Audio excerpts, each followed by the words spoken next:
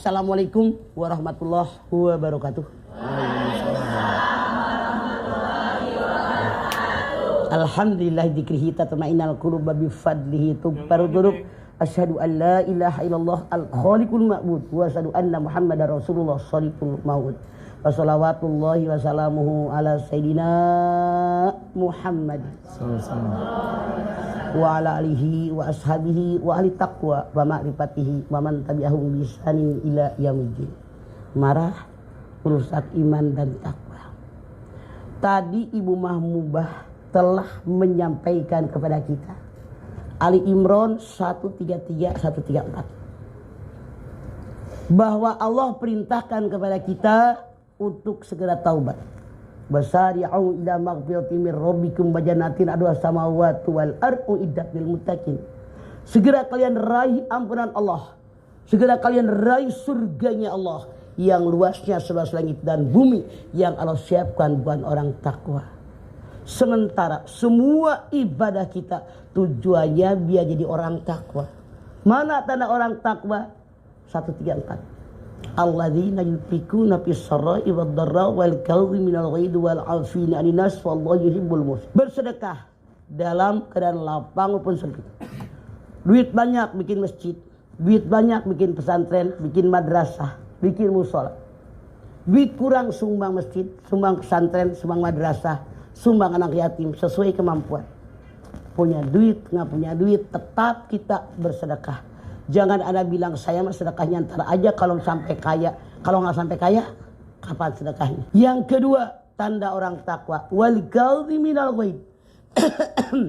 Mengendalikan hawa nafsu. Semua manusia ditakdirkan oleh Allah punya akal, punya nafsu. Malaikat diberikan akal tanpa nafsu. Binatang diberikan nafsu tanpa akal. Kita dua-duanya ada. Akal ada, nafsu ada. Tapi akal di atas. Dahulukan akal. Makanya orang takwa wal kadhiminal ghaidh, orang yang mengendalikan hawa nafsu. Orang yang kuat dalam Islam bukan orang yang bisa membanting lawannya, tapi orang yang bisa mengendalikan hawa nafsu. Suatu ketika seorang laki-laki bertanya, "Ya Rasulullah, berikan saya sebuah nasihat." La taghdab, jangan marah. Kok pendek amat kata dia? Ya Rasulullah, berikan nasihat yang lain. Rasul tetap menjawab, la taghdab, jangan marah. Ini orang penasaran, pendek banget ya. Ya Rasulullah, berikan kepada saya nasihat. La taghdab, 3 kali bertanya, jawabannya 3 kali sama, jangan marah. Kenapa? Orang yang bertanya sering marah. Kenapa? Dengan kemarahan akal sehat gak jalan, yang jalan nafsu kita. Yang gak pantas diomong. Melotot, matanya merah, tangannya bergerak, kakinya bergerak, itu orang marah. Bagaimana mengendalikan kemarahan? Rasul mengatakan yang pertama diam. Kenapa diam? Apa aja yang diam? Diam, mulutnya diam. Matanya diam, jangan melotot. Tangannya diam, kakinya diam. Kenapa? Anda lihat, orang yang marah tidak dikendalikan dengan diam, nyerocos ngomong yang tidak layak diomongin. Bahkan kadang-kadang anggota Ragunan di absen. Iya apa iya? Masya Allah. Nonjok, nendang, pukul, banting piring, banting gelas. Kenapa marah? Semuanya bergerak.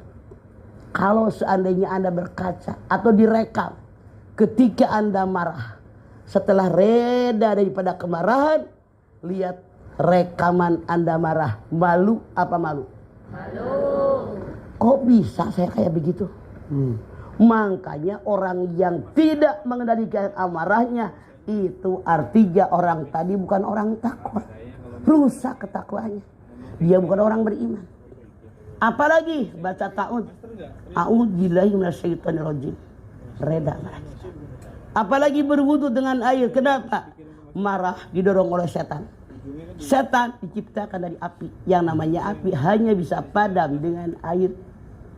Ngapain lagi? Sholat sunat mutlak 2 rakaat. Kenapa? Pusat nafsu di udal kita. dengan kita sholat mutlak 2 rakaat, 2 kali ruku ketekuk, 4 kali sujud jauh ketekuk nih, udel kita. Makanya selesai sembahyang sunat 2 rakaat, walaupun masih ada nafsu kita, kecil persentasenya, mengendalikannya semakin mudah. Atau berubah posisi, berdiri marah, duduk masih marah, berbaring. Kenapa? Orang beri bisa nonjok, bisa mukul, bisa nendang. Tapi kalau duduk, berkurang nggak gerakannya? Berkurang. Apalagi berbaring. Jadi untuk mengendalikan amarah banyak sekali yang Rasul ajarkan kepada kita. Kalau kita benar-benar tidak ingin rusak akidah kita, maka kendalikan hawa nafsu. Jangan gampang marah, tapi pakai akal sehat.